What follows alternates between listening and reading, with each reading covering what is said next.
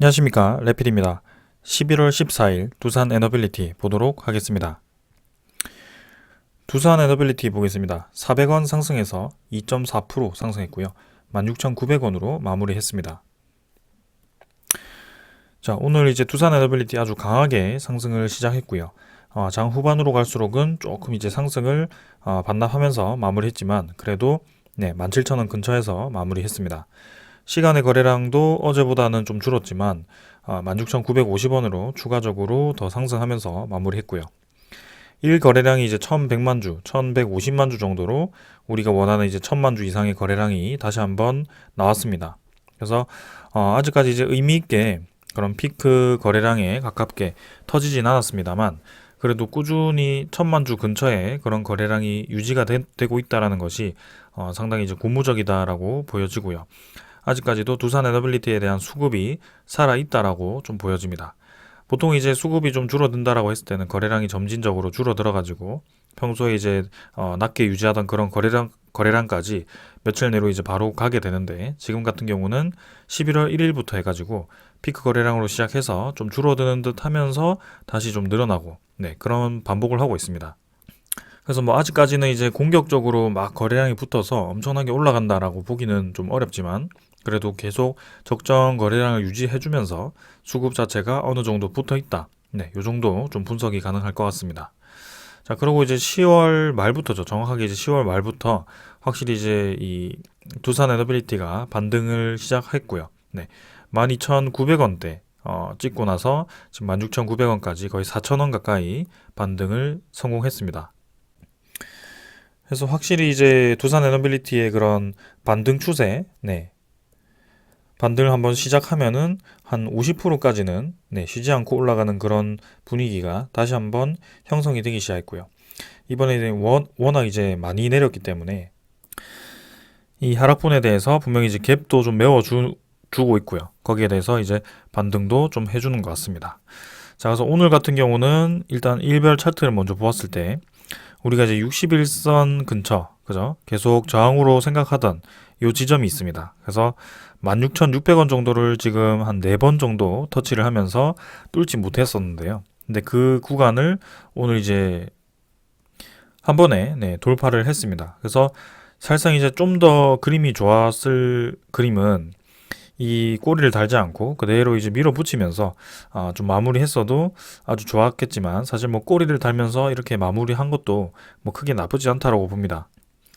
그래서 그 저항벽을 쉽게 거래량이 크게 없이 쉽게 돌파했다라는 것이 의미가 있었다라고 좀 말씀을 드리고 싶고요. 61선까지 돌파를 하면서 이제 121선을 목전에 두고 있습니다. 그리고 제가 초록색으로 그어놨던 이 지점이 어떤 지점이었냐면 원래 우리가 박스권 최하단으로 지정해 놓았던 그 지점입니다. 근데 그 지점을 오늘 이제 터치를 하고 떨어졌고요. 그래서 거의 이제 그 우리의 원래 보던 그 박스권까지 주가가 회복이 되어 간다라고 좀 보시면 될 것 같습니다. 그래서 그동안 크게 떨어져서 박스권 이탈 이후에 아주 강하게 떨어져서 좋은 기회라고 좀 말씀을 드렸지만 사실 거기에 대해서 와닿은 부분이 별로 없었을 것 같습니다. 장도 별로 안 좋고요. 내년에 뭐 경기 침체가 온다라는 뭐 그런 얘기도 계속 돌고 있고요.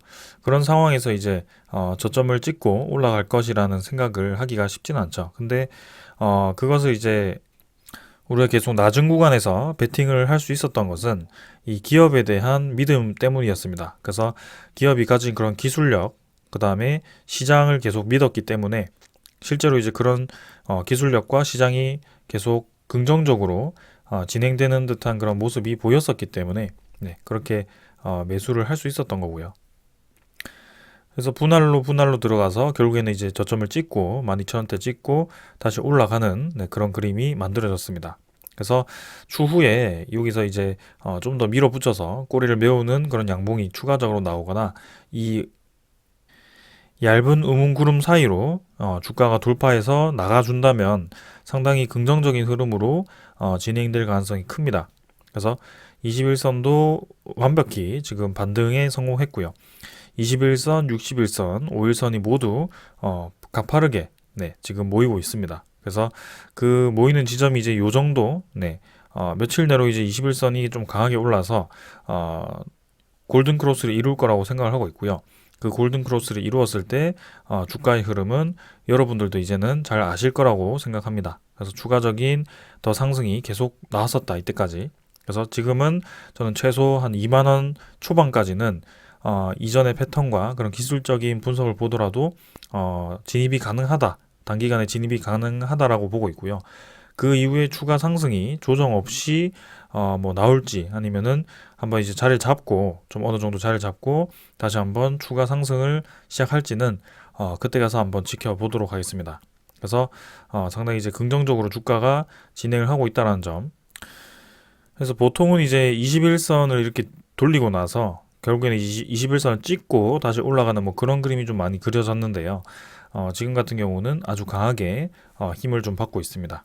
그래서 거래량이 좀 더 증가해 주는지 그런 것들 좀 보면서 계속 지켜보겠습니다. 자, 월봉 같은 경우도 이제 뭐 꽤나 반등을 했습니다. 그래서 우리의 바닥 라인, 월봉 바닥 라인까지도 거의 도달을 했죠. 그래서 11월 달에 아직도 14일 중순 정도입니다. 근데 남은 2주 동안 추가적인 반등이 나올 가능성이 충분히 있어 보이고요. 과도한 낙폭에 대해서 빠르게 이제 갭을 메워준다면 충분히 이 박스권을 돌파할 수 있는 그런 힘이 있을 거라고 보고 있습니다. 자, 그래서 차트는 이 정도로 보고 수급으로 바로 넘어가서 오늘 이제 증시가 조금 하락했습니다. 근데 두산 에너빌리티는 상승을 했지만 사실 수급도 뭔가 하락에 가까운 그런 수급이 좀 만들어졌는데요. 기관 투자자가 이제 10만 주 정도 매도했고요. 외국인 투자자가 48만 주 정도 매도를 좀 했습니다. 그래서 금융 투자가 12만 주 매도, 연기금 투자자는 3만 주 정도 매수. 어제와 거의 유사하게 진행되었고요. 투시는 여전히 이제 조금씩 매도를 하고 있습니다. 그래서 뭐 눈에 띄는 투자자는 크게 없고요. 연기금 투자자가 이제 옵션 만기를 마지막으로 매도세를 좀 멈추었다. 이렇게는 좀 보여집니다. 그리고 금융투자 같은 경우는 원래 이제 매수했다가 매도했다가 좀 반복을 하기 때문에 뭐 크게 의미는 두지 않겠습니다. 그래서 기관 투자자 중에 연기금 투자자, 투신 투자자가 좀 본격적으로 들어와 주는 것도 좋을 것 같은데 일단 한번 보겠습니다. 외국인 투자자는 이제 매수 매도를 좀 반복하고 있고요. 최근에 JP모간이 그렇게 뭐 자주 보이진 않는 것 같습니다. 그래서 일단 공매도가 좀 많이 늘어난 상태인데 그 공매도가 또 어떻게 이용이 될지는 계속 지켜보겠습니다. 그 다음에 이제 뭐 두산 에너빌리티 제외하고는 오늘 뭐 특별하게 상승한 원전 종목은 없습니다. 크게 상승하지 못한 것 같고요. 증시 흐름도 썩 좋지는 않았습니다. 오늘은. 그래서 코스피가 0.34% 하락했고요. 코스닥은 0.23% 하락했습니다. 그래서 양지수 오늘은 약 하락을 했습니다. 근데 뭐 이때까지 계속 상승했던 그런 흐름에 대비하면 이 정도면 아주 약하게 조정을 받았다라고 볼 수 있을 것 같습니다. 그래서 코스피도 지금 쌍바닥을 찍고 21선과 5일선이 굉장히 가파르게 올라가고 있는 그런 추세이고요. 21선과 61선이 골든 크로스를 이룰 만큼 상당히 좀 강하게 진행이 되고 있습니다. 그리고 지금 전고점 근처에서 주가가 형성이 되고 있기 때문에 충분히 이제 전고점 돌파하면서 추가적인 상승이 나올 수 있고요.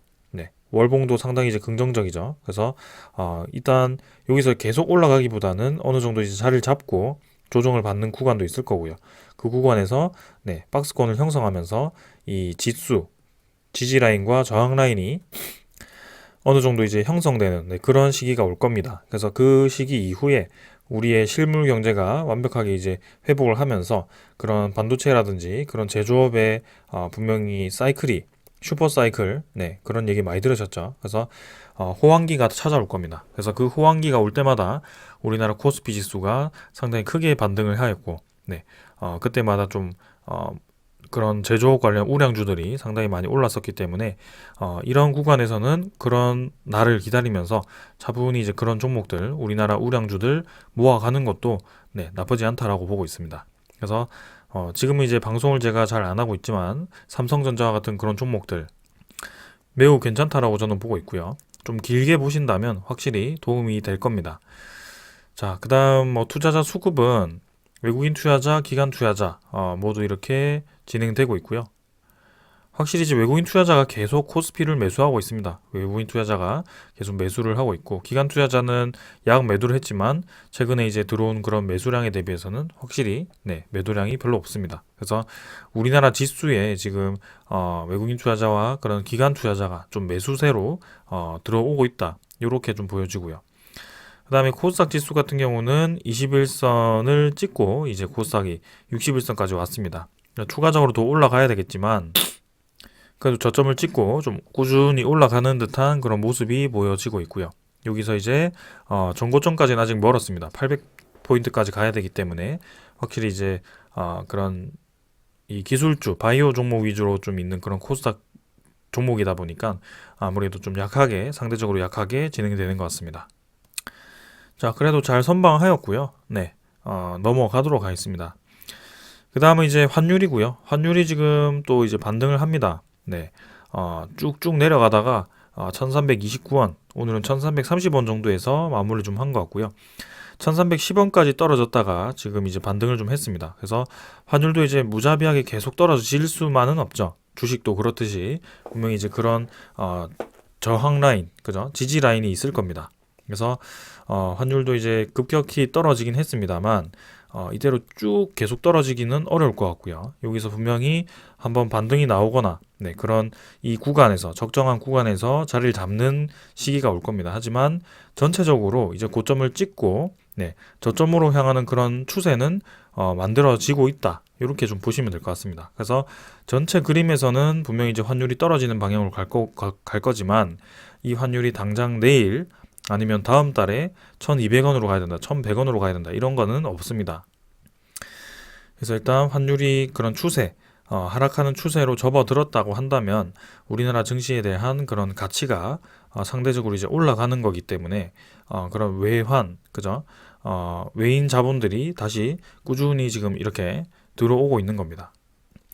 왜냐하면 우리나라 지수가 상당히 많이 떨어지기도 했고요. 앞으로 환율도 계속 떨어져가지고 우리나라 원화 가치가 높아진다고 했을 때는 저가 매수도 되고요. 그 다음에 주식이 올랐을 때 팔았을 때 또 원화가 나오기 때문에 그 원화 가치가 또 올라간다고 한다면 일거양득이죠. 그래서 외인 투자자 입장에서는 우리나라의 그런 대표적인 종목 위주로 매수를 할 가능성이 상당히 크다. 그래서 지금은 아주 박앤세일의 그런 장이 될 수도 있다. 이렇게 좀 말씀을 드리겠습니다. 자, 그래서 장은 이 정도로 좀 보았고요. 그 다음에 지수 선물입니다. 선물은 미국 증시 좀 하락을 하고 있습니다. 하지만 나스닥 상당히 강하게 올랐었죠. 10% 가까이 올랐었기 때문에 뭐 조금 조정 나오더라도 크게 무리는 없다라고 봅니다. 그래도 약 하락 중이고요. 그 다음은 유럽 증시는 전체적으로 이제 약 상승 중입니다. 지금은 크게 뭐 의미 있게 볼만한 데이터는 없는 것 같네요. 그 다음에 원달러 아까 1329원 말씀을 드렸고요. 미국 10년물 국채금리도 3.8%대 계속 유지하고 있습니다. 그래서 이 국채금리도 이제 고점을 찍고 좀 떨어지는 방향으로 진행이 될 가능성이 크다라고 보고 있고요. 국채금리에 대한 그런 수치가 점점 떨어져서 이제 우리의 주식 배당 수익률보다 낮아지게 된다면 아무래도 그런 주식 투자로 다시 돈이 몰릴 가능성도 큽니다.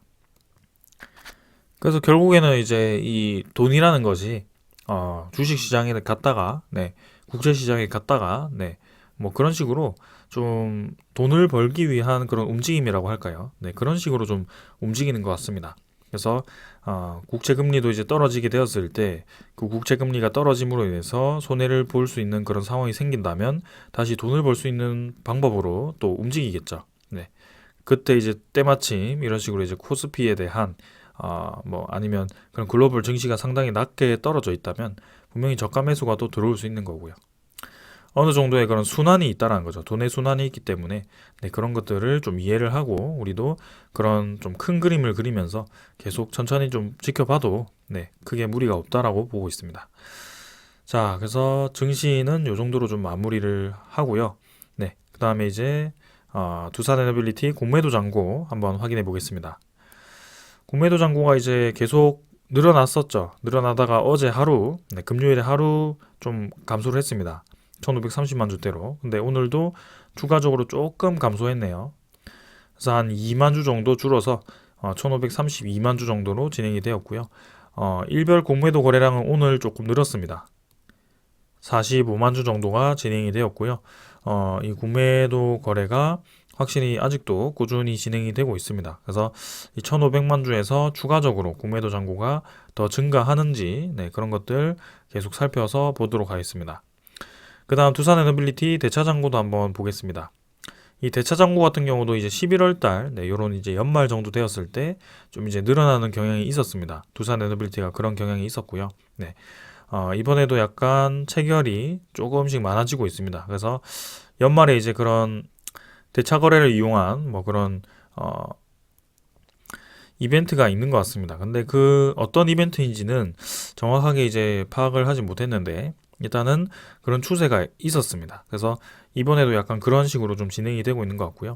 3,250만 주 정도로 대차 잔고는 진행이 되고 있습니다. 그래서 공매도 잔고와 대차 잔고가 일단은 조금 늘어나는 방향으로 추세가 이어지고 있기 때문에 그런 것들은 계속 살펴보겠습니다. 근데 이제 공교롭게도 이제 증시를 포함해서 이제 이 두산 에너빌리티 종목도 계속 좀 상승을 하고 있는 그런 상황입니다.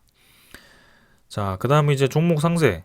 외국인 추정 물량은 아까 53만 주 매도해서 지금 15만 주 매도로 많이 줄었습니다. 그래서 매도 물량이 많이 줄어가지고 한 15만 주 정도 매도. 외국인 보율은 11.31%로 계속 11%대 유지를 하고 있습니다. 그래서 뭐 크게 최근에 뭐 많이 매도를 하고 많이 매수를 하고 이런 투자자는 없는 것 같습니다. 그래서 매수를 했다면 이제 매도를 하기도 하고 매도를 했다면 매수를 하기도 하고 약간 이런 식으로 좀 번갈아 가면서 진행이 되는 것 같습니다. 자, 그래서 오늘도 이렇게 이제 두산 에너빌리티의 분석을 끝내고요. 자, 이제 두산 에너빌리티 소식들 전해드리도록 하겠습니다. 자, 어제 제가 영상을 좀 올리고 나니 그 다음에 소식이 좀 들려오더라고요. 먼저 전해드릴 소식은 두산 에너빌리티가 삼성물산과 함께 우크라이나 SMR 파일럿 프로젝트에 참여를 한다라고 이 기사가 나왔습니다. 그래서 두산 에너빌리티와 삼성물산이 지금 같이 엮여 있는 것이 뉴스케일 파워죠. 뉴스케일 파워와 함께 SMR 기술에 대해서 지금 협력을 하고 있는데요. 특히 이제 두산 에너빌리티와 삼성물산은 뉴스케일 파워 SMR에 대한 지분을 직접 투자를 했습니다. 그래서 그만큼 이제 굉장히 밀접하게 관련이 있는 기업인데 지금 이제 보시면은 두산 에너빌리티가 삼성물산과 그다음에 우크라이나 에너지 안보를 지원하기 위한 소형 모듈 원자로 SMR 파일럿 프로젝트에 참여를 한다라고 얘기가 나왔습니다. 그래서 미국 국무부에 따르면 존 케리 미국 기후특사와 그다음에 게르만 갈루첸코 우크라이나 에너지부 장관은 지난 12월 제27차 유엔 기후 변화 협약 당사국 회의 COP27에서 SMR 파일럿 프로젝트를 발표를 했다라고 합니다. 그래서 우크라이나 내에서 SMR과 고온 수전의 방식을 이용해서 청정수소와 암모니아를 생산하는 연구를 실증하는 프로젝트로 미국의 SMR 기술의 책임이 있는 사용을 위한 기초 인프라 프로그램 중 하나라고 합니다. 그래서 여기에 보시면은 미국 뉴스케일 파워, 클라크 시드, 그다음에 퓨얼셀 에너지, 아르곤 국립연구소와 그다음에 우크라이나 에네르고아톰, 한국 두산 에너빌리티, 삼성물산 등이 다국적 컨소시엄을 구성해서 참여를 할 예정이라고 되어 있습니다. 그래서 두산 에너빌리티는 이번 프로젝트에서 청정수소 생산을 위한 핵심적인 역할을 맡을 계획이라고 되어 있습니다. 그래서 지금 요 기사에서 내포할 수 있는 의미가 상당히 많습니다. 지금 이제 SMR 시장에 두산 에너빌리티가 포함이 된 것은 당연히 우리가 알고 있었는데요. 그 중에 이제 우크라이나에 대해서 지금 얘기가 나오기 시작했습니다. 지금 우크라이나가 어떤 상태냐면 러시아와 우크라이나 전쟁으로 인해서 굉장히 이제 에너지 안보의 위협이죠. 에너지가 많이 부족한 상황입니다. 그리고 최근에 러시아가 에너지 기반의 그런 인프라를 집중 공격을 하면서 에너지 인프라가 상당히 많이 파괴가 된 상황이죠. 그런 상황에서 이제 이런 얘기가 나온다라는 것은 이제 우크라이나를 재건하기 위한 그런 프로젝트를 직접 이제 준비를 하고 있는 것이 아닌가, 그런 생각도 나오고 있고요. 그 대표적으로 이제 SMR을 이제 우크라이나 쪽에 저렇게 실증 사업을 통해서 본격적으로 이제 지원을 해주고자 하는 것 같습니다. 거기에 이제 두산에너빌리티와 삼성물산이 끼었다는 것이 상당히 의미가 있는 거고요. 그 다음은 두산에너빌리티가 SMR에 대한 기자재 공급은 우리가 이해를 하고 있었지만 지금 저기 밑에 보시면 수소 생산에 대해서 상당히 이제 중요한 역할을 하게 된다라고 하죠. 그러면 SMR을 통해서 이제 수소 생산하는 그런 방향으로 진행이 되는 프로젝트인 것 같습니다. 거기서 두산에너빌리티가 그 수소 생산의 중요한 부분이죠. 그런 것들을 담당하는 것 같고요. 그래서 추후에 이 전 세계가 이제 수소 경제에 대해서 초점을 맞추는 그런 시기가 올 겁니다. 분명히 이제 기존의 신재생 에너지와 그런 이제 원전 에너지 이런 것들도 중요하겠지만 100% 친환경으로 위해서는 이 수소 경제가 활성화되는 것이 최종 목표일 겁니다. 근데 그 수소 경제에서 이제 수소를 본격적으로 좀 생산을 해야 되는데 그 수소 생산에 있어서 또 이제 이 SMR이 이용이 될 수 있다는 것이 상당히 이제 고무적인 방법이었죠. 그래서 이번에 이제 다시 한번 그 두산 에너빌리티에 대한 SMR 내에서의 아주 중요한 역할을 또다시 이렇게 보게 된 거고요. 추후에 SMR 시장이 커졌을 때 두산 에너빌리티에 대한 그런 시장이 점점 넓어질 것이다 라고 우리가 다시 한번 이해를 할 수 있을 것 같습니다. 그래서 그동안 이제 SMR에 대한 소식이 별로 없었는데요. 다시 한번 저렇게 또 얘기가 나오면서 상당히 또 고무적인 얘기네요. 지금 이제 미국 쪽에 SMR 짓고 있고요. 그 다음에 폴란드도 이제 SMR을 거의 계약을 했고요. 그 다음에 루마니아도 곧 계약을 할 것 같습니다. 거기 이제 우크라이나, 필리핀, 저번에 보니 이제 아프리카 쪽에 가나도 그렇고요. 지금 SMR을 검토하는 국가가 상당히 많다라고 합니다. 그래서 2030년까지 SMR 시장만 600조, 650조 정도로 예상이 되고 있기 때문에 그런 입장에서 본다면 두산 에너빌리티가 아주 여러 분야에서 이 SMR을 담당하는 분야가 핵심 파트라고 했을 때 상당히 크게 SMR만 하더라도 큰 수혜를 받을 수 있는데 그 나머지 그런 플랜트들 그런 분야에서 또 이제 계속해서 핵심 역할을 하고 있습니다. 그래서 그런 모든 것들을 따졌을 때는 지금 두산 에너빌리티는 주가가 너무나도 싸죠. 그래서 그런 것들을 계속 생각해서 우리가 대응을 하고 있는 겁니다. 그래서 일단 계속 한번 지켜보겠습니다. 그 다음 이제 두산 에너빌리티 수소 터빈 사업 탄력받는다. 수소 터빈도 계속 얘기가 나왔었죠. 이전부터 얘기가 나오던 사업 아이템이었는데 이 수소 터빈 이전에 지금 가스 터빈이라고 얘기가 나오고 있습니다. 이 가스 터빈과 수소 터빈이 뭐가 다른가? 사실 가스라고 했을 때 수소도 가스죠. 근데 지금은 이제 수소가 아니라 그런 LNG 가스라든지 아니면 혼소 가스 그런 것들을 이용해서 그 터빈을 돌리는 그런 발전을 하고 있습니다. 그래서 지금 이제 석탄 발전에서 그런 LNG 발전으로 전환하는 그 시기 혹은 그 터빈이 교체되는 시기에 이 가스 터빈에 대한 그 기술력이 상당히 관심을 받고 있는데요. 두산 에너빌리티가 이제 우리나라 국내 시장에서 이 진입을 한다면 이제 이 현재까지 설치된 이 가스 터빈이 100% 외산이라고 합니다. 그래서 그 외산을 국산화하는 그런 프로젝트로 진행하였을 때 보수적으로 잡더라도 그 30%의 물량을 우리가 이 두산 에너빌리티가 받을 거라고 예상이 되고 있는 상황이고요. 궁극적으로 이제 그 LNG와 그런 혼소 가스를 이용했을 때도 결국에는 이제 그런 CO2라든지 그런 이산화탄소, 그런 온실가스가 나오기 때문에 그것을 피하기 위해서 궁극적으로 수소 혼소를 또 이제 개발을 하고 있습니다. 그래서 수소 터빈을 2027년까지로 목표를 삼고 있고요. 정부가 이제 청정 수소 발전 비중을 확대를 하면서 또 여기에 이 개발 비용에 또 지원이 될 수도 있을 것 같고요. 그 시장이 아무래도 커지면은 개발 속도도 빨라질 수밖에 없습니다. 그래서 두산 에너빌리티가 지금 향하고 있는 곳이 계속해서 이 정부가 밀어주고 세계가 향하는 방향이라는 것을 여러분들이 좀 이해를 하셨으면 좋겠습니다. 그래서 내용은 정부는 지난주 수소경제위원회를 열고 수소경제 정책 방향을 공개를 했는데 청정 수소 발전 비중을 2022년 0%에서 2030년 2.1%, 2036년에 7.1%로 상향하기로 했습니다. 그래서 여기에 맞춰서 두산에너빌리티가 이 터빈을 또 개발을 한다는 것이고요.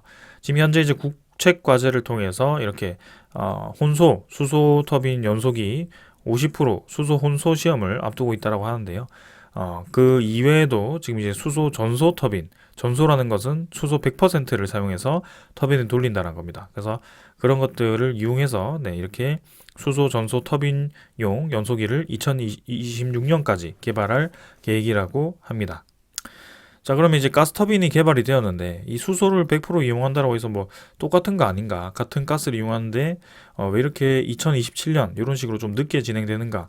이런 건 아무래도 가스 종류에 따라서 그런 밀도도 다르고요. 네, 가스가 이 연소를 했을 때 그런 이 가스가 밀고 나가는 그 터빈을 돌리는 그런 힘이 다를 겁니다. 그래서 그런 것들을 연구를 계속 해야 될 것 같고요. 소재 입장에서도 아무래도 연소하는 가스의 그런 온도가 다르기 때문에 그런 네, 복합 소재 개발도 필요할 것 같습니다. 그래서 두산 에너빌리티가 지금 가스터빈 제조 기술만 있는 것이 아니고 그 소재 기술 쪽으로도 지금 여러 가지 연구를 진행하고 있는 것으로 파악이 되고 있고요. 네, 그런 것들을 생각해 보았을 때는 정말 이제 지금 잘 진행이 되고 있다. 앞으로 우리나라의 그런 대표적인 발전 플랜트 기업으로 지금 계속해서 네, 자리매김을 하고 있다. 네, 이렇게 좀 보여집니다.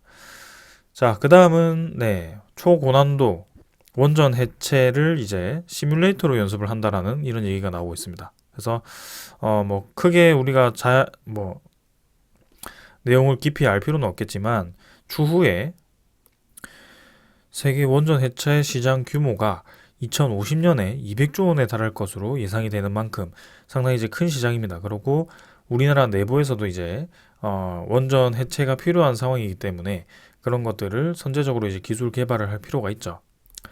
그랬을 때 이 원전 해체라는 것이 실수가 나오면 큰일 나기 때문에 네, 그 실수를 하기 전에 네, 연습을 엄청나게 많이 해보는 거죠. 그래서 원전 해체 시뮬레이션을 이렇게 실제처럼 개발을 해가지고 네, 먼저 해체를 시뮬레이션을 해보고 그 다음에 실제로 투입이 되는 아주 좋은 상황입니다. 그리고 그 실제도 이제 사람이 투입되는 것이 아니고 추후에 이제 로봇이 투입이 되는 그런 네, 방법으로 진행이 될 겁니다. 그래서 이 해체 시장까지도 우리가 선점을 한다면 앞으로 이제 대형 원전 건설, SMR 건설, 원전 해체 시장 이렇게 해서 원전 시장만 하더라도 수천조에 달하는 네, 그런 시장이 열릴 겁니다. 그래서 그런 것들을 따졌을 때 두산 에너빌리티가 상당히 매력적이다.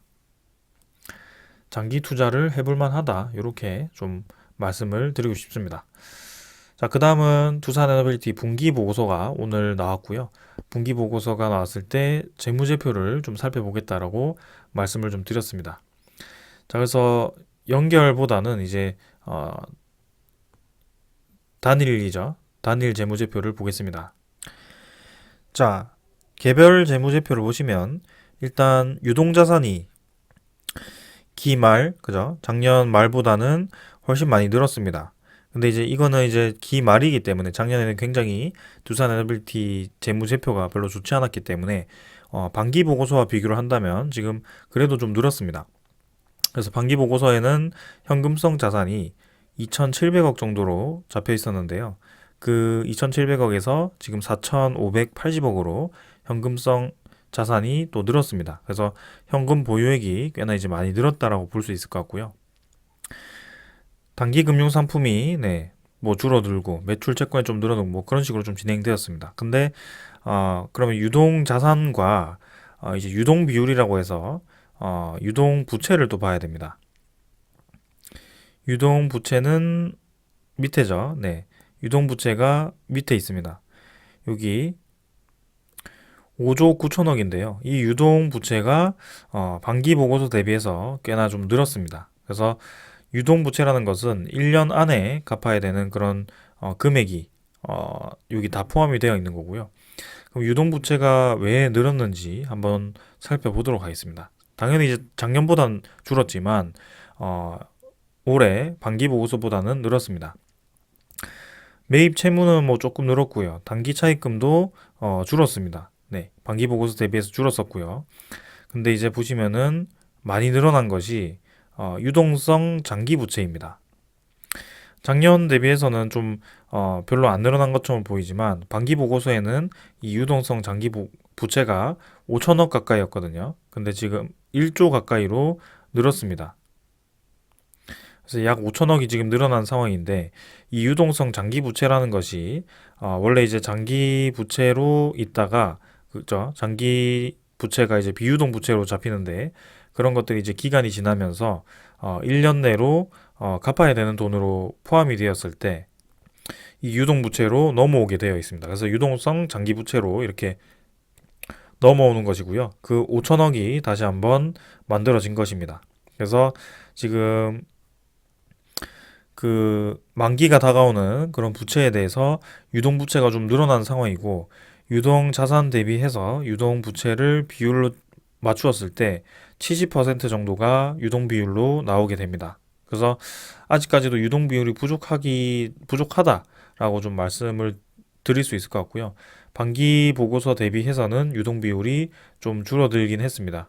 네. 그러나 부채 비율은 지금 이제 102%, 100 초반대로 상당히 이제 부채 비율은 많이 줄었다라고 볼 수 있을 것 같고요. 그리고 연결 재무제표를 좀 보았을 때도 아무래도 두산 밥캣 영향 때문에 유동 자산이 좀 많이 늘었는지 유동 비율이 거의 100%에 가까울 정도로 많이 개선이 되었습니다. 연결 기준으로 보았을 때는요. 그래서 개별로는 조금 부담스러울 수 있지만 두산 밥캣 그죠? 자회사가 상당히 잘 나가고 있기 때문에 이 두산 그룹 전체가 흔들릴 일은 크게 없을 것 같다라고 말씀을 드리고 싶고요. 그리고 유동 비율이 떨어져서 저렇게 장기 부채가 다시 이렇게 만기가 다가왔을 때 두산 에너빌리티가 또 한 번 유상증자를 할 수 있을까에 대해서 의문을 가질 수도 있는데요.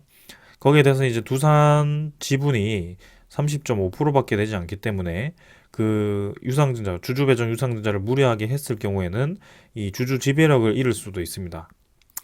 그래서 그런 것들 때문에 쉽게 그 주주 배정 유상증자를 다시 할 수는 없을 것 같고요. 아무래도 그 주주 배정 유상증자를 하지 않기 위해서 두산 에너빌리티에 대한 그런 지분을 두산이 블록딜을 하지 않았을까라는 생각입니다. 그래서 현금성 자산을 많이 확보해 둔 만큼 분명히 추후에도 그런 부채에 대한 해결 방법은 있을 거라고 보고 있고, 네, 일단은 내년으로 한번 가보도록 하겠습니다. 자, 그 다음은 이제 수주 상황을 보겠습니다.